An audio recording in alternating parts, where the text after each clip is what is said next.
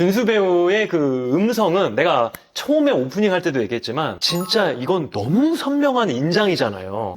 나는 이런 것 같아. 연예인들이 네. 김준수 모창 많이 하거든. 너무 많이 해요. 그거 들으면은 솔직히 어때? 솔직히. 정말 내가 개성이 있긴 있나 보구나. 라는 것도 있고, 가끔, 내가 저런다고? 진짜?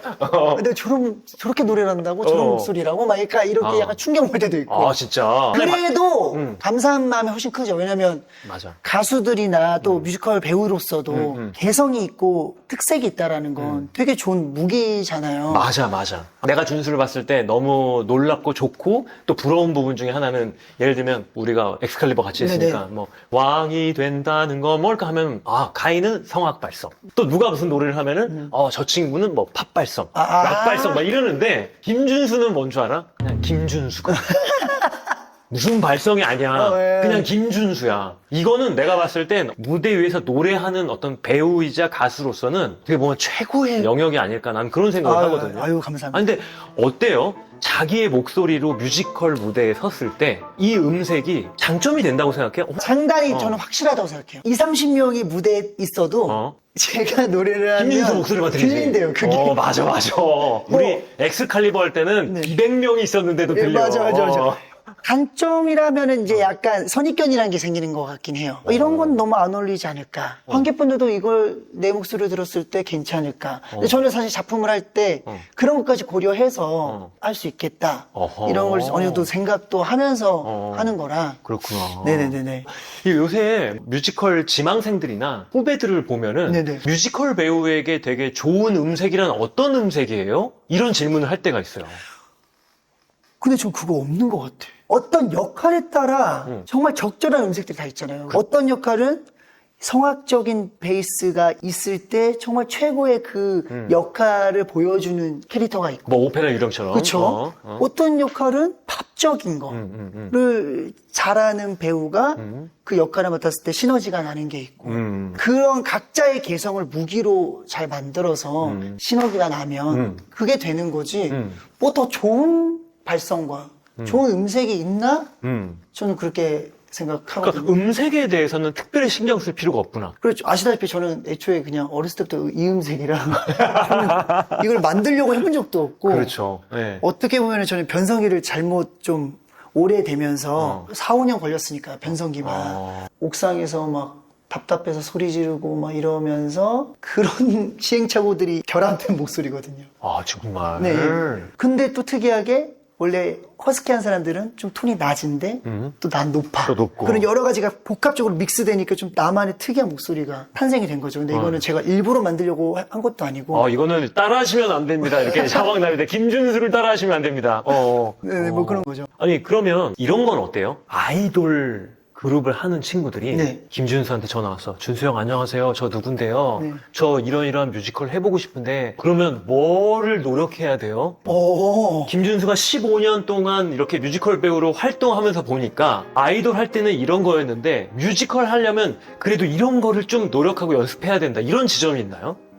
근데 그 아이돌에 딱 줄 수 있는 뭔가가 있는 건 모르겠는데 저도 그런 시행착오를 겪었으니까 근데 너무 형도 아시다시피 너무 다양해. 이게 그렇지. 하나로 말할 수가 없어. 맞아. 왜냐면 지금 정말 잘하시고 계시는 주조연 배우분들도 각자의 매력이 다르고 장점이 다르고 그렇지. 그들이 뿜어내는 에너지들이 다 다르니까 결이 다르니까. 결도 다르고 근데 그들이 각자 다 빛나고 있잖아요.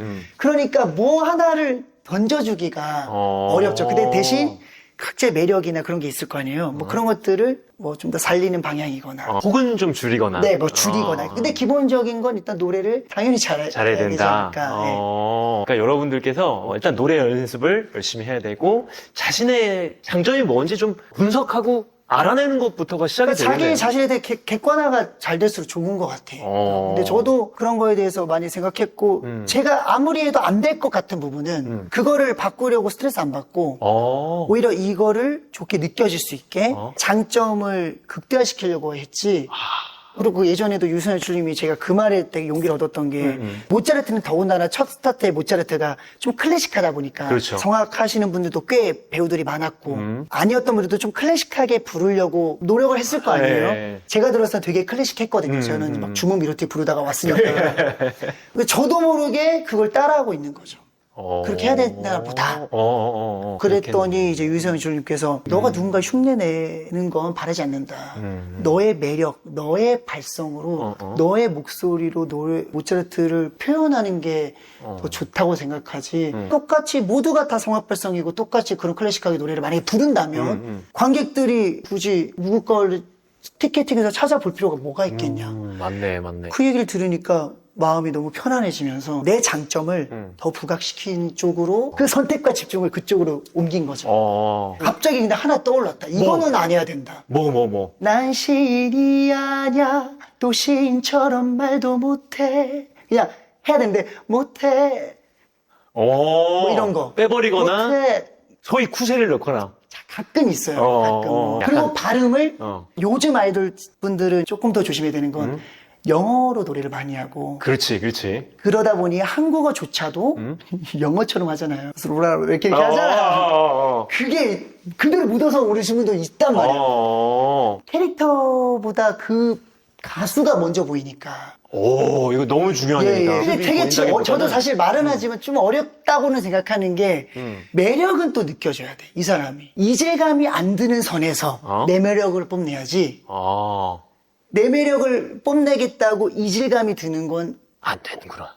그것까지 피해야 되지 않겠냐는 그 거죠. 수위를 잘 넘나들어야 되는. 저도 초반에 많이 시행착오를 겪었다고 생각하고 그럼 딱 그 포인트. 자신만의 강점을 가져가면서도 또 그 뮤지컬 안에서 잘 융합될 수 있는 지점을 찾는 게 중요한 것 같습니다. 네네네. 조금만 앞으로. 나 왜 계속 뒤로 왔냐? 네. 사실 이번에는 조금 깊으면서도 어려운 질문이 될 수도 있어요. 내 시선으로 봤을 때는 10년 전이든 15년 전이든 그때 준수랑 지금 준수랑 똑같거든. 외형도 똑같고 마음도 똑같고. 외형은 안 똑같아. 물론 그 안에서 네네. 많은 경험과 또 노하우가 쌓였겠지만 준수도 그렇고 나도 그렇고 우리 모두는 한 살 한 살씩 이제 나이가 차가고 있잖아요. 네네네. 그럼으로써 준수가 말했던 것처럼 또 선택해야 되고 집중해야 되고 네네. 하는 부분이 있는데 어떻습니까?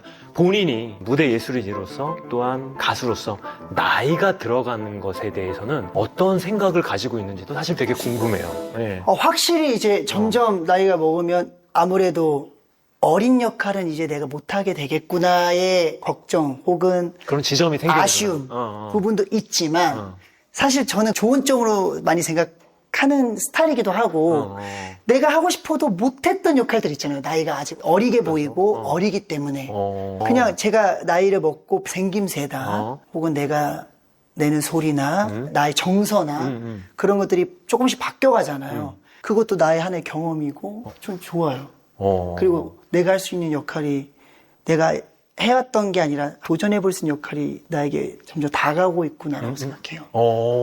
어떻게 보면 나이 드는 것을 거부하지 않고 자연스럽게 받아들이고 있구나.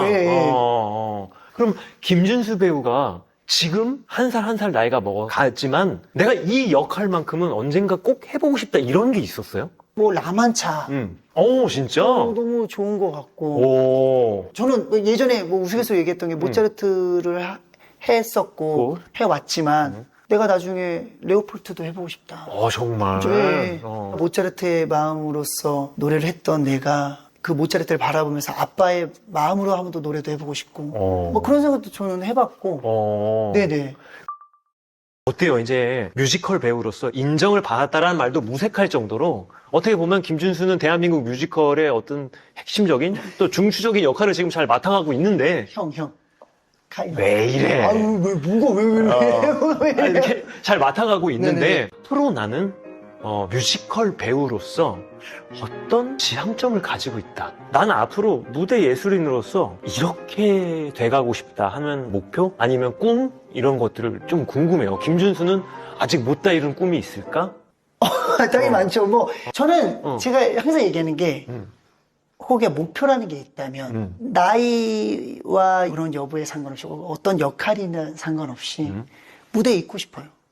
그냥 저는 이 행위 자체를 너무 사랑하기 때문에 정말. 정말 물론 저를 안 써주시면 하고 싶어도 은퇴를 할 수밖에 없는 상황이 될 수도 있겠지만 누가 김준수 나를 안 써줘? 써주신다면 저는 그 나이에 맡은 역할에 또 그것도 저에게 또 도전이니까. 근데 그게 저는 가장 쉬운 것 같지만 가장 어렵다고도 생각하거든요. 그렇지. 왜냐면 그만큼 계속 관리도 해야 되고 어떻게 보면 나를 계속 들여다보면서 나의 컨디션이나 이런 것들을 다 체크하면서 해야 되는 거잖아요. 그렇지. 몸도 건강하지 그렇고. 않으면 하고 싶어도 못하니까. 맞아. 마음도 그렇고. 네네.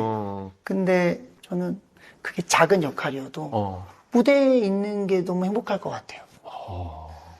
아니 나는 사실 우리 김준수를 드라큘라 우리 초연 때 처음 만났어요. 맞아. 그러면 거의 십몇 년 된 건가 우리? 그죠? 맞아. 12년? 그리고 우리 이제 엑스칼리버도 2번이나 같이 하고 맞아. 이렇게 많이 해왔지만 사실 연습하다 보면 막 연습 스케줄에 치이고 이러다 보니까 이런 막 얘기를 깊이 해본 못하죠. 적이 별로 없단 말이야. 대본 배우기 바쁜데. 맞아. 와, 근데 오늘 이렇게 김준수랑 이렇게 마주하면서 이 자식이 정말 뮤지컬의 진심이구나.